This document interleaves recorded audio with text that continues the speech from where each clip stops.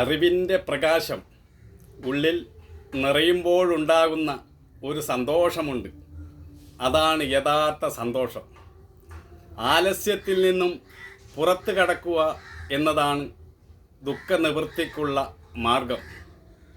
അവബോധത്തിൻ്റെ ആഴങ്ങളിലേക്ക് നിറങ്ങുമ്പോഴാണ് ഒരാൾക്ക് സ്വാതന്ത്ര്യമുണ്ടാകുന്നത്. ആന്തരിക സ്വാതന്ത്ര്യത്തിൽ കഴിയുന്നൊരുവൻ ബാഹ്യ സ്വാതന്ത്ര്യത്തെക്കുറിച്ച് വേവലാതിപ്പെടില്ല. ഉള്ളിലെ സ്വാതന്ത്ര്യം അയാളെ ധന്യനാക്കുന്നു. തപസ്സില്ലാത്ത ഒരാൾക്ക് ആധ്യാത്മികത എന്താണെന്ന് അറിയാൻ കഴിയില്ല. അതിസൂക്ഷ്മമായ ധ്യാനത്തിലൂടെ അനുഭവിച്ചറിയേണ്ടതാണ് ആത്മീയ തത്വങ്ങൾ. ത്യാഗികൾക്ക് മാത്രം പ്രാപ്യമാകുന്നതാണ് ആത്മീയാനുഭൂതി.